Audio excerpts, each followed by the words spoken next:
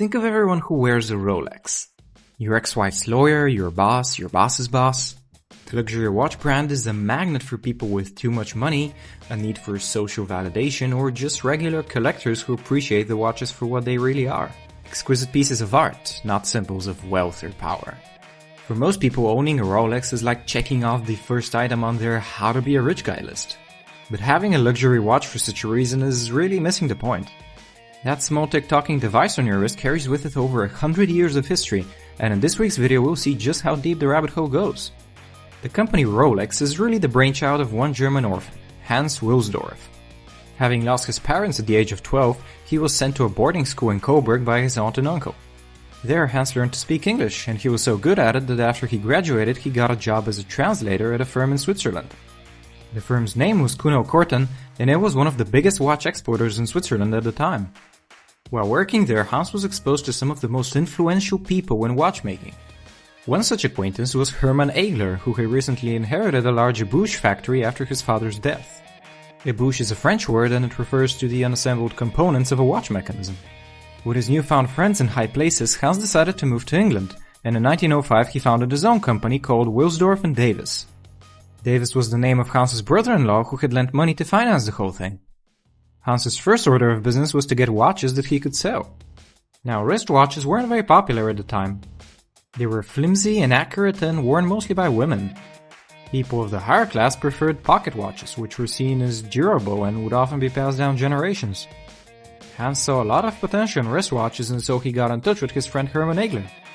Eigler's factory would produce high-quality wristwatches, and Hans would import them to England, where he would sell them to local retailers. Wilsdorf and Davis was pretty successful early on, mostly due to the higher quality of their Swiss-made mechanisms. Hans had a good sense for marketing though, and he quickly realized the importance of brand recognition. He wanted people to associate their watches with his company, not the retailers, and so in 1908 he registered his own brand name, Rolex. The name was short and easy to remember, and so Hans started printing it on the dials of all his watches. To give the Rolex name some credibility, Hans decided to contact two timekeeping institutes. In 1910, Rolex was awarded the Swiss Certificate of Chronometric Precision, and in 1914 Rolex became the first wristwatches in history to receive a Class A precision rating by the Kew Observatory in London. The real catalyst for Rolex's popularity, however, was World War I. Soldiers at the time didn't have wristwatches in their standard equipment. As you can imagine, carrying around a pocket watch was pretty inconvenient, and Rolex ended up being a favorite among the military. The war popularized the brand name for its quality and durability, but it wasn't all sunshine and rainbows. The British government imposed a wartime import duty of 33% on all luxury goods, including watches.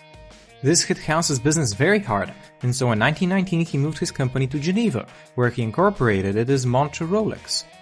The focal point of the new company was evolution, and having already popularized wristwatches, Rolex tackled the next big challenge, making them waterproof. Now, waterproof watches had actually been around for a long time. The earliest confirmed model dates back to 1851. They were always custom built, however, and had never been a commercial success. Rolex changed that when they released their Oyster model in 1926. The making of the Oyster, or any waterproof watch for that matter, really boils down to two things: making the case hermetically sealed and preventing the crown from unsealing it. The crown, by the way, is that small pin on the side of the watch that lets you set the time. Back in Switzerland, Eigler's engineers found a way to fix both problems. They also invented the self-winding mechanism in 1931. Prior to that, you had to wind your clock every day using the crown or it would stop working. Hans Wilsdorf, being the marketing genius that he was, decided to promote the Oyster by giving it to a young girl named Mercedes Gleitze. She became the first woman to swim across the English Channel in 1927, but when people started doubting her achievement, she decided to make the swim again. She almost made it the second time, but in the end the Coast Guard had to pull her out of the water barely 7 miles from the other shore. She was still wearing her Oyster, and it could perfectly track her swim down to the minute. It was an enormous marketing victory for Rolex, and they used this event for advertisement well into the 1950s. This was the first time celebrity testimony was used to promote a watch, but Rolex didn't stop there. Lord Clydesdale became the first man to fly over Everest in 1933. He was wearing a Rolex. Malcolm Campbell became the first man to reach a speed of 300 miles per hour on land in 1935. He was also wearing a Rolex. The Trieste became the first manned vessel to reach the bottom of the Mariana Trench in 1960. It had a Rolex attached to its outside surface.